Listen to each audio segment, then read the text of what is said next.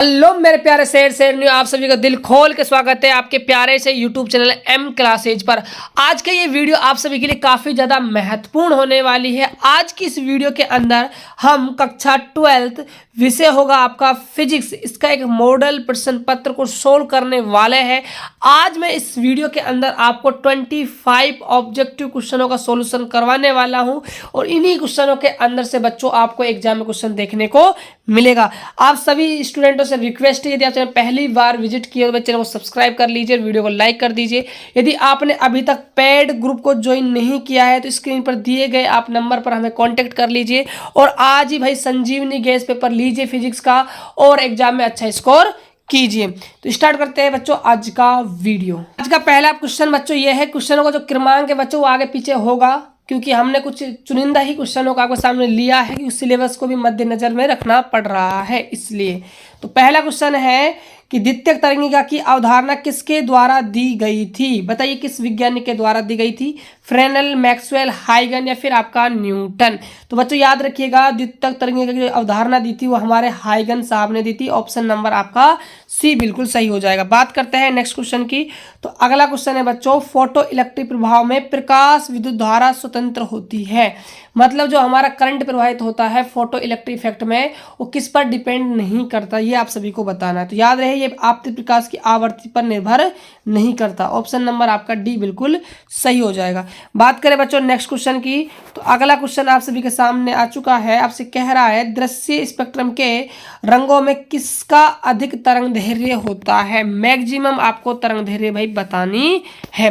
तो याद रहे सबसे जो ज्यादा तरंग दैर्घ्य होता है वो लाल रंग का होता है क्योंकि बच्चों जो सिंगल बनाए जाते हैं वो लाल रंग के बनाए जाते हैं। रीजन यही है कि हम दूरस्थ मतलब दूर तक हम इन संकेतों को या संज्ञा को आराम से देख सकते हैं। बात की जाए नेक्स्ट क्वेश्चन की, तो अगला क्वेश्चन है किसी परमाणु का नाभिक बना होता है। परमाणु का नाभिक भी बना होगा तो परमाणु के जो नाभिक है उसके अंदर क्या पाए जाते हैं भाई? न्यूट्रॉन पाया जाएगा फिर बच्चों और क्या पाया जाएगा? प्रोटॉन पाया जाएगा। तो इसीलिए आपका ऑप्शन नंबर डी बिल्कुल सही आंसर चला जाएगा। बात करते हैं बच्चों नेक्स्ट क्वेश्चन की। क्वेश्चन है पराविद्युतांक का SI मात्रक आपको बताना है। देखिए पराविद्युतांक का मतलब है बच्चों के का आपसे SI मात्रक पूछ रहा है। तो के आता है कूलाम बल के सूत्र में, फॉर्मूला होता है F = K Q1 Q2 बटे में R का स्क्वायर। अब आपको इसका क्या निकालना है? मात्रक निकालना है। ठीक है, तो के का मात्रक निकालने के लिए पहले आप के का फॉर्मूला बना दो। के का फॉर्मूला बन जाएगा K = F गुणा में R² बटे में Q1 गुणा में Q2। अब देखिए जो बल है बल का मात्रक होता है न्यूटन, राइट। ये आपकी क्या है? दूरी है R, इसका मात्रक हो जाएगा मीटर का स्क्वायर और आवेश का मात्रक होता है कूलाम। तो कूलाम गुणा कूलाम, कूलाम का स्क्वायर ऊपर जाएगा तो कूलाम -2 हो जाएगा। ठीक है, तो यहाँ आप देख सकते हो आपका जो ऑप्शन नंबर सी है वो बिल्कुल आपका सही आंसर हो जाएगा। बात करते हैं बच्चों नेक्स्ट क्वेश्चन की। तो अगला क्वेश्चन है आपसे पूछ रहा है आवेशित संधारित्र पर कुल आवेश कितना होता है? The net charge on A charge capacitor is. तो बताइए भाई कुल चार्ज कितना होगा? देखिए संधारित्र की दो प्लेटें होती है, आकार में दोनों समान होती है, आवेश परिमाण में समान होता है, लेकिन आवेश की प्रकृति क्या होती है? विपरीत होती है। प्लस का क्यू मान लीजिए, इसको आप माइनस का क्यू चार्ज मान लीजिए। ये दोनों प्लेटों पर क्या है? आवेश का वितरण है। आपसे क्यू नेट पूछ रहा है कुल आवेश, तो प्लस का क्यू और माइनस का क्यू आपस में क्या हो जाएंगे? कैंसिल आउट हो जाएंगे। आपके पास क्या आने वाला है? 0, यानी कि 0 बच्चों आपका ऑप्शन चला जाएगा। तो बात करते हैं बच्चों नेक्स्ट क्वेश्चन की। अगला क्वेश्चन है आप सभी के सामने, आपसे पूछ रहा है चालक के अंदर इलेक्ट्रॉन की गति होती है। तो याद रहे चालक के अंदर जो इलेक्ट्रॉन मूव करता है उसकी गति होती है अवमंदित। ऑप्शन नंबर आपका डी बिल्कुल परफेक्ट हो जाएगा। बात करते हैं भाई नेक्स्ट क्वेश्चन की। तो अगला क्वेश्चन में आपसे पूछ रहा है वायु में स्थित स्थिर इकाई धन आवेश से निकलने वाली संपूर्ण विद्युत फ्लक्स का मान कितना होगा? देखिए जो आपका आवेश है उसका वैल्यू कितना है? इकाई धन आवेश मतलब 1 कूलाम दिया हुआ है, फ्लक्स का मान आपसे पूछ रहा है। तो फॉर्मूला होता है फ्लक्स का फाई बराबर में Q/ε0। आवेश का मान है 1/ε0। ε0 आपका ऊपर जाएगा तो फाई बराबर आ जाएगा ε0 का इनवर्स। तो यहाँ आपका ऑप्शन नंबर बी बिल्कुल सही हो जाएगा। बात करें नेक्स्ट क्वेश्चन की भाई, तो अगला क्वेश्चन है आपसे पूछ रहा है प्रति इकाई आवेश पर लगने वाले बल को कहते हैं। देखिए प्रति इकाई आवेश पर मतलब प्रति इकाई का मतलब है कि आवेश बटे में है, लगने वाला बल ये तो बच्चों हमारी कहलाती है विद्युत क्षेत्र की तीव्रता। तो ऑप्शन नंबर आपका सी बिल्कुल सही आंसर चला जाएगा। बात करते हैं बच्चों नेक्स्ट क्वेश्चन की। तो अगला क्वेश्चन है विद्युत क्षेत्र रेखाओं से जानकारी प्राप्त होती है। क्षेत्र की शक्ति की, जी हाँ बिल्कुल, यदि पास पास आपकी विद्युत क्षेत्र रेखाएं होगी तो वहां पर विद्युत क्षेत्र शक्ति क्या होगी, ज्यादा होगी। दिशा, यदि हम किसी भी विद्युत क्षेत्र रेखा पर स्पर्श रेखा खींच दे वो क्या बताएगी, उसकी दिशा बताएगी। आवेश की प्रकृति बच्चों, मान लीजिए किसी पार्टिकल से विद्युत क्षेत्र रेखा बाहर निकल रही है, इसका मतलब वो प्लस क्यों आवेश है। यदि उस पर प्रवेश कर रही है इसका मतलब क्या है, वो माइनस क्यों आवेश है। मतलब आवेश की प्रकृति भी बताती है। तो तीनों ही चीज बताएगी बच्चों, इसलिए आपका ऑप्शन हो जाएगा डी, इनमें से सभी। बात करते हैं बच्चों नेक्स्ट क्वेश्चन की। अगला क्वेश्चन देखिए क्या है, आपसे पूछ रहा है निकिल क्या है बच्चों, अणुचुम्बकीय, प्रतिचुम्बकीय, लोह चुम्बकीय, ये आपको बताना है।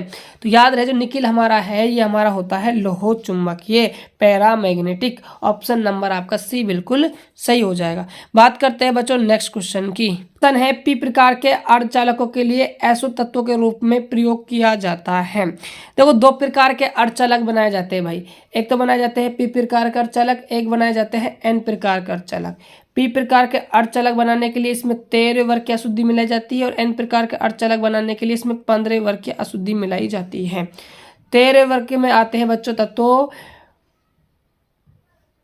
बोरोन, मतलब ऐसे याद रख सकते हो, बैंगन, आलू, गाजर, इन, थैला, राइट। और जो 15 वर्ग का है उसमें आता है नहीं पढ़ना ऐसा सब्जेक्ट बायो मैथ। तो आपसे पूछ रहा है पी प्रकार का अर्धचालक यानी कि 13 वर्ग के तत्व मिलाए जाएंगे, मतलब बोरोन बच्चों आ रहा है। इसका मतलब आपका जो फर्स्ट ऑप्शन है बोरोन बिल्कुल सही आंसर आपका चला जाएगा। बात करते हैं बच्चों नेक्स्ट क्वेश्चन की। अगला क्वेश्चन में आपसे पूछ रहा है एक प्रत्यावर्ती धारा का समीकरण आपको दिया हुआ है, धारा के मूल माध्य वर्ग का मान आपको बताना है, यानी कि आपको IRMS बच्चों निकालना है। तो IRMS का फॉर्मूला क्या होता है भाई, IRMS बराबर में I0 अपॉन में √2 होता है। I0 का वैल्यू कितना है भाई आपका 60 है, तो 60 बटा में √2। 60 को हम लिख सकते हैं 30 गुणा में 2 अपॉन में √2 और 2 को हम √2 गुणा में √2 लिख देंगे बच्चों। तो एक रूट से हमारा एक रूट चला जाएगा, 30 √2 आंसर हमारा आंसर आने वाला है। तो देख सकते हो आपका जो बी ऑप्शन है बच्चों उसमें थोड़ी सी मिसप्रिंट है, आप यहाँ पर √2 कर लीजिएगा। ऑप्शन नंबर बी आपका बिल्कुल सही हो जाएगा। बात करते हैं बच्चों नेक्स्ट में आपसे पूछ रहा है जब प्रकाश स्रोत और पर्दे के बीच की दूरी बढ़ा दी जाए तो फिन चौड़ाई पर क्या इफेक्ट पड़ने वाला है। देखिए फिन चौड़ाई का जो फॉर्मूला आता है वो आता है बीटा बराबर में लेमड़ा कैपिटल डी अपॉन में स्मॉल डी। देखिए यहाँ पर दूरी दो है, एक तो कैपिटल डी एक स्मॉल डी। पहले आपको ये समझना पड़ेगा इनका मतलब क्या है। जो कैपिटल डी होता है बच्चों स्रोत और पर्दे के बीच की दूरी होती है, जो स्मॉल डी होता है वो स्लेटों के बीच की दूरी होती है। अब आपसे ना स्रोत और पर्दे के बीच की दूरी पूछा है, मतलब आपसे डी की बात करवा रहा है, तो बीटा क्या होता है इसके समानुपाती होगा। इसका मतलब दूरी आप बढ़ाओगे तो फिन चौड़ाई भैया आपकी बढ़ जाएगी, यानी कि आपका ऑप्शन नंबर ए बिल्कुल सही आंसर चला जाएगा। बात करते हैं बच्चों नेक्स्ट क्वेश्चन की। अगले क्वेश्चन में आपसे पूछ रहा है प्रकाश अनुप्रस्थ तरंग है क्योंकि यह प्रदर्शित करता है। तो बताइए भाई क्या प्रदर्शित करता है। ये आपका आता है बच्चों ध्रुवण की जो घटना है उससे रिलेटेड ये क्वेश्चन है, इसलिए आपका बी ऑप्शन बिल्कुल सही हो जाएगा। बात करते हैं बच्चों नेक्स्ट क्वेश्चन की। अगला क्वेश्चन है 40 सेंटीमीटर फोकस दूरी का एक उत्तल लेंस है और 20 सेंटीमीटर फोकस दूरी क्या है, एक अवतल लेंस है। इनको हमने क्या करा संपर्क में लाए हैं, इनके संयोजन की क्षमता हमें डायोप्टर में बतानी है। देखिए जो उत्तल लेंस होता है उसकी जो फोकस दूरी होती है क्या होती है भाई प्लस की होती है 40, इसको आप F1 मान लीजिए। अवतल की फोकस दूरी होगी माइनस की, इसको आप माइनस का 20 सेंटीमीटर मान लोगे, राइट। पहले आपको निकालना होगा कुल फोकस दूरी भाई, कुल फोकस दूरी निकलने के बाद हम क्षमता का फॉर्मूला लगा देंगे। तो एफ नेट निकालने का भाई फॉर्मूला क्या होता है बच्चों, आपको पता होना चाहिए कि एफ नेट निकालने का फॉर्मूला क्या होता है। F1 गुणा में F2 बटा में F1 प्लस में F2 होता है, ठीक है। अब देखिएगा ध्यान से, तो माइनस का प्लस का 40 गुणा में माइनस का 20 बटा में 40 माइनस 20 यानी कि 20 आ जाएगा। 20 से आपका भाई 20 कट जाएगा, माइनस का 40 आपका F निकल कर आना है। P का फॉर्मूला होता है 1/F, ये तो होता है मीटर में, बट हमें किस में निकालना है सेंटीमीटर में। तो सूत्र बन जाएगा 100 बटा में F सेंटीमीटर। तो P इक्वल टू 100 बटा में F कितना है हमारा भाई, हमारा निकल कर आया 40, राइट। माइनस का, 0 से हमारा 0 कट जाएगा, भाग लगाओगे तो आपका 2.5 आने वाला है माइनस का, तो इसलिए आपका ऑप्शन नंबर बी बिल्कुल सही आंसर चला जाएगा। बात करते हैं बच्चों नेक्स्ट क्वेश्चन की। तो अगला क्वेश्चन है व्यतिकरण घटना का कारण क्या है? कालांतर, आयाम परिवर्तन, वेग परिवर्तन या फिर तीव्रता परिवर्तन। तो याद रखिएगा ये इसमें आता है तीव्रता परिवर्तन। ऑप्शन नंबर आपका डी बिल्कुल सही हो जाएगा। बात करते हैं बच्चों नेक्स्ट क्वेश्चन है दो विद्युत आवेशों के बीच लगने वाले बल को नियंत्रित करने वाले नियम को कहा जाता है। अरे दो आवेश है मेरे बाबू, तो दोनों आवेशों के बीच कौन सा बल लगता है? सबको पता है, क्या लगेगा भाई? कूलाम का बल लगेगा, यानी कूलाम नियम। ऑप्शन नंबर आपका डी बिल्कुल सही हो जाएगा। बात करते हैं नेक्स्ट क्वेश्चन की। तो अगला क्वेश्चन है बिंदु आवेश के कारण आर दूरी पर विद्युत विभव का मान आर के अनुक्रमानुपाती, आर के व्युत्क्रमानुपाती, आर स्क्वायर के अनुक्रमानुपाती, आर स्क्वायर के व्युत्क्रमानुपाती। बच्चों फॉर्मूला आपको पता होना चाहिए बिंदु आवेश के कारण विभव का। फॉर्मूला होता है V बराबर में KQ बाई R, यानी कि आप कह सकते हो जो विभव है वो दूरी की क्या है? व्युत्क्रमानुपाती होता है। तो इसीलिए आपका बी ऑप्शन बिल्कुल सही आंसर चला जाएगा। बात करते हैं बच्चों नेक्स्ट क्वेश्चन की। तो अगला क्वेश्चन है आप सभी के सामने, आपसे पूछ रहा है किसी चालक के संवहन, संवहन वेग का मतलब है बच्चों अपवहन वेग की बात हो रही है, आरोपित विद्युत क्षेत्र ई के बीच आपको संबंध बताना है। देखिए जो अपवहन वेग का फॉर्मूला होता है वो होता है VD बराबर माइनस का ई टोर अपॉन में m होता है, ठीक है। अब आपसे विद्युत क्षेत्र और अपवहन वेग के बीच संबंध पूछ रहा है, तो विद्युत क्षेत्र और अपवहन वेग क्या है? एक दूसरे के समानुपाती होते हैं, इसीलिए आपका ए ऑप्शन बिल्कुल सही हो जाएगा। बात करते हैं बच्चों नेक्स्ट क्वेश्चन। बच्चों आप सभी के सामने आ चुका है, आपसे पूछ रहा है अगर दो आवेशों के बीच की दूरी बढ़ाई जाए तो उनके विद्युत स्थिति ऊर्जा क्या होगी? देखो ऊर्जा का फॉर्मूला होता है U बराबर में K Q1 Q2 बटा में R का स्क्वायर। अब आपने क्या करा? दूरी को बढ़ाया, सॉरी R स्क्वायर नहीं होता बच्चों, R होता है, ये बात ध्यान रखिएगा, है ना, गलती से हो गया। दूरी आपने बढ़ाई, दूरी आपने बढ़ाई तो ऊर्जा बच्चों क्या है आपकी? घट जाती है। तो ऑप्शन नंबर आपका ए बिल्कुल सही आंसर चला जाएगा। बात करते हैं नेक्स्ट क्वेश्चन की। अगला क्वेश्चन है भाई एक गोले दर्पण को पानी में डुबो दिया जाता है तो इसकी फोकस दूरी क्या होगी? अरे बच्चों गोले दर्पण है उसको आपने क्या है? पानी में डुबो दिया। पानी में डुबो दोगे तो इसका मतलब क्या है? उसकी जो फोकस लेंथ है उसमें कोई भी इफेक्ट पड़ने वाला नहीं है, समान रहेगी बच्चों। ऑप्शन नंबर सी आपका बिल्कुल सही हो जाएगा। बात करते हैं नेक्स्ट क्वेश्चन की। तो अगला क्वेश्चन है पूर्ण आंतरिक परावर्तन की स्थिति में परावर्तन गुणांक का मान कितना होता है? बच्चों याद रखिएगा हमेशा कितना होता है? 1 होता है। ऑप्शन नंबर आपका बी बिल्कुल सही आंसर चला जाएगा। बात करते हैं बच्चों नेक्स्ट क्वेश्चन की। तो अगला क्वेश्चन देखिए क्या है, आपसे पूछ रहा है पार्थिव दूरदर्शी द्वारा बनाया अंतिम जो प्रतिबिंब होता है वो कैसा होता है?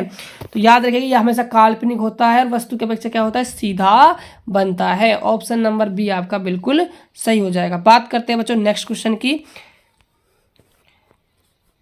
तो अगला क्वेश्चन है आपसे पूछ रहा है किसी LCR परिपथ में अनुनाद की स्थिति में आरोपित वोल्टता और धारा के बीच कालांतर कितना होता है? देखिए जब भी हमारा LCR परिपथ अनुनाद की स्थिति में होता है तो R परिपथ की भांति क्या करता है? कार्य करता है, मतलब वो R परिपथ होता है। यदि बच्चों ये R परिपथ है इसका मतलब क्या है? जो कालांतर होने वाला है कितना होगा हमारा? 0 डिग्री होगा, इसीलिए आपका ऑप्शन नंबर डी बिल्कुल सही चला जाएगा। बात करते हैं नेक्स्ट क्वेश्चन की।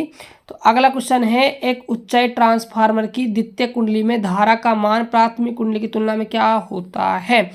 देखिए इस क्वेश्चन को करने के लिए आपको ट्रांसफार्मर की समीकरण आनी चाहिए। समीकरण क्या होते हैं मेरे प्यारे दोस्तों? N2 बटा में N1 इक्वल टू V2 बटा में V1 इक्वल टू I1 बटा में I2, ये हमारी ट्रांसफार्मर की समीकरण होती है, ठीक है। अब देखिएगा ध्यान से आप, उच्चाई ट्रांसफार्मर होता है तो इसकी जो द्वितीय कुंडली होती है उसमें फेरों की संख्या प्राथमिक कुंडली से क्या होती है भाई? ज़्यादा होती है, राइट। लेकिन जो धारा कंसेप्ट होता है वो उल्टा होता है, लेकिन धारा जो है वो प्राथमिक कुंडली में ज़्यादा बहेगी और द्वितीय कुंडली में क्या बहने वाली है? कम बहने वाली है। तो आप कह सकते हो कि द्वितीय कुंडली में धारा का मान क्या होगा? प्राथमिक कुंडली से भाई कम होने वाला है। ऑप्शन नंबर बी आपका बिल्कुल सही चला जाएगा। तो बच्चों ये थे हमारे 25 मोस्ट इंपोर्टेंट ऑब्जेक्टिव क्वेश्चन जिनको हमने समाप्त कर दिया। आई होप कि आपको ये क्लास काफ़ी अच्छा लगा होगा। यदि आपको क्लास अच्छा लगा हो तो भाई चैनल को सब्सक्राइब कर दीजिएगा, वीडियो को लाइक कर दीजिएगा, और अभी तक आपने पेड ग्रुप को ज्वाइन नहीं किया है तो भाई अभी भी मौका है, पेड ग्रुप को फटाफट ज्वाइन कर लीजिए। दिए गए स्क्रीन नंबर पर हमें कॉन्टैक्ट कीजिए। तो मिलते हैं और एक बेहतर वीडियो के साथ, तब तक के लिए जय हिंद, वंदे मातरम।